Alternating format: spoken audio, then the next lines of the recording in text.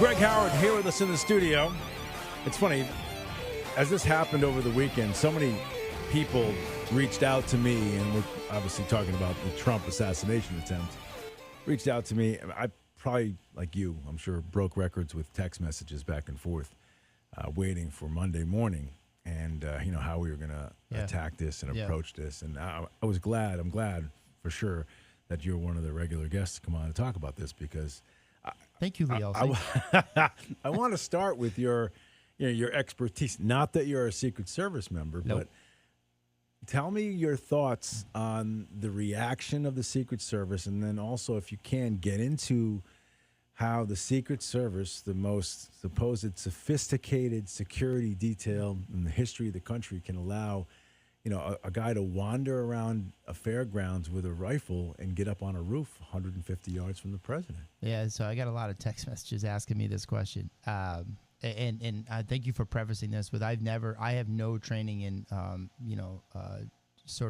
dignitary details. Like the state police who are part of the governor's detail, they have specific training in that. Certainly the Secret Service does. I've never been part of that training, so I'm kind of a little flying, shooting from the hip here. But I first off, it was chaotic, right? And I think that folks need to recognize that, as far as I know, right, as far as all of us know, all of those Secret Service agents have never been a part of an assassination attempt that actually was executed. Certainly, I'm sure in their career they've thwarted where they've got intelligence and stopped what could have been an attempt or whatever. So the chaos is going to ensue. There's a lot of people there and whatnot. As I read some stuff, and I don't know, it's hard. This is part of the whole problem, right? What's accurate, what's not. Is this guy was outside the perimeter.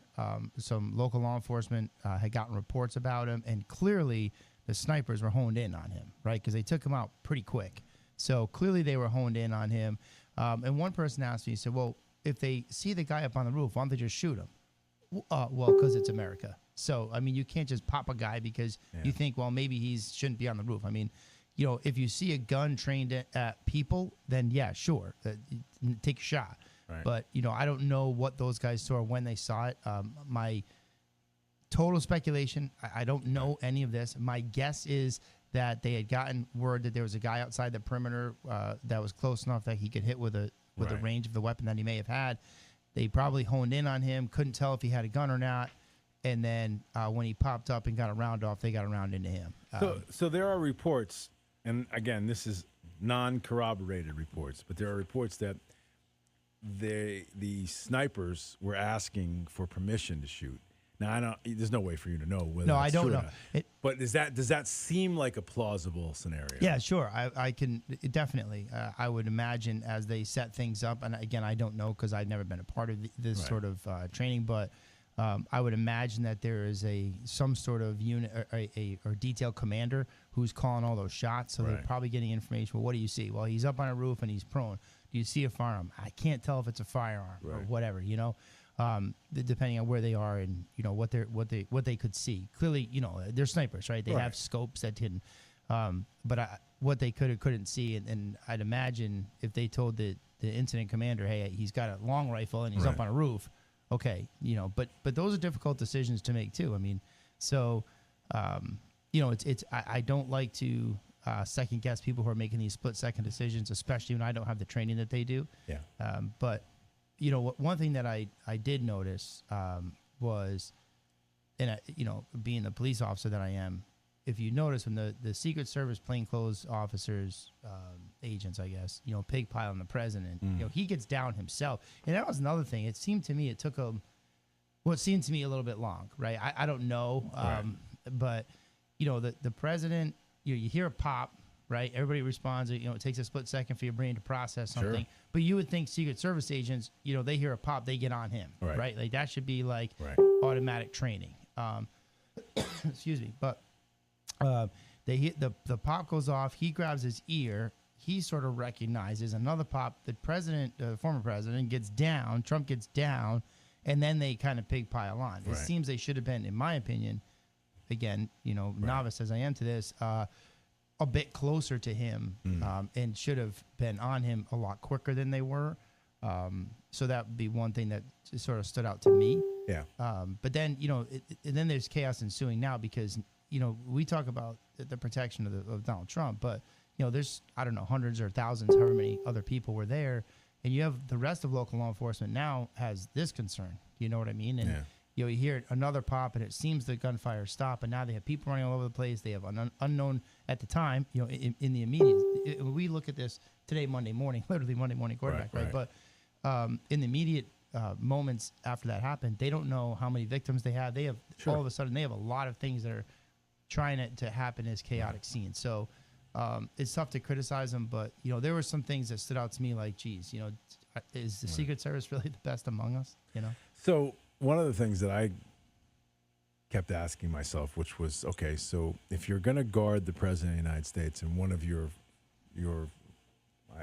duties is to cover and shield him if there's somebody shooting at him, which they did. They got up there and but he's 6'4", or close to that. Yeah, he's a big guy. There was a couple of, and no offense, but there was a couple of little smaller women, who they really couldn't do that job. Is that like a fact? I mean, I don't know. And maybe, like I said, you're not sure, but to your knowledge, your common sense would dictate you would put bigger individuals in that spot to cover the president. Yeah, I think to a degree, right? So, but if you were to say, let's just, and I know you're not saying this, but let's just say, well, if you want to be in the Secret Service and to protect Donald Trump, you have to be at least 6 feet tall, 200 pounds, right? Because physically to be able to do it. Yeah. Well, you're now narrowing your field of people that you could have do that job, right? And there's a lot of intellect that goes into that job too, which isn't to say big guys are dumb. I'm not saying that.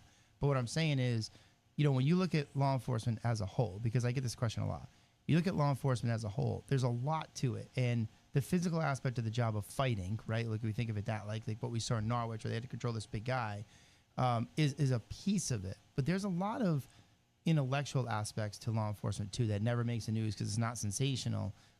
Typing up affidavits, typing reports, doing investigations, etc. So everybody has their role, right? So when you take a guy as big as Donald Trump is in stature, and you say, okay, well, we have to pig pile on him, and that's what you saw them do, right? So they pig piled on him, and one thing too, Lee, I think that folks should consider. We've all watched Donald Trump now for the last 8 years, right? I mean, you kind of understand his persona, and I've said to you a million times, Donald Trump and I cannot be more different, right? In our character, in our integrity. But one thing I've often said, because people say to me, and you've heard this, well, you should run for governor, you should do this. I think that if I were to do that, I would be the biggest pain to the detail, because I don't want people around me protecting me like that. It's just not in my personality to do that. So I don't know. I was thinking about that too. Like your kind of personality would go help the people who are already shot. Right. And I think too that I don't know how much say the former presidents or the sitting presidents have with the Secret Service as far as give me more space, I'll be fine. I'm telling you to back up a little bit or whatever. So I mean, this is a guy who, after he gets shot and they're pig piling him, he wants to stand up and address the crowd again, because that's who he is.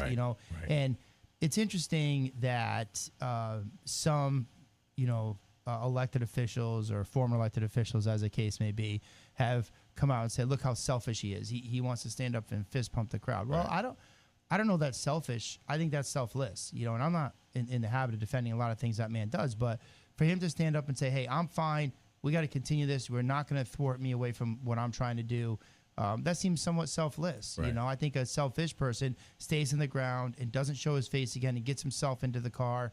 But, he was, again, it's his persona that like, let me get my shoes. All right, I got shot. It's not the end of the world. Let me get my shoes. Kind of like Ronald Reagan-ish, and this is a guy who, Ronald Reagan was shot, as you know. And then if you remember, he was doing a speech one time and a balloon popped, and he looked up, he goes, you missed me. You know what I mean? So this is a guy that deals well in the face of adversity. This is a guy that is not going to suffer from post-traumatic stress, and is going to, go on and continue the fight. And, But to me, that's one of the admirable qualities of Donald Trump. I couldn't agree with you more on all accounts. In fact, I think we probably think the same, almost the same about Trump. And I couldn't help but think this guy showed, pardon my language, everyone, but it showed he's got balls, man. Yeah. You know what I mean? Here he is. He doesn't know at the time. Like, you don't know how close you were to being killed. Yeah, like very close. But he doesn't know that. He's sort of processing it. For sure. Then you hear this whizzing supposedly goes by your ear. Now you like today and tomorrow and the next day you're internally sort of trying to figure out how or rationalize with how close you were to death, right? I mean, it's a miracle that he's not dead. Right.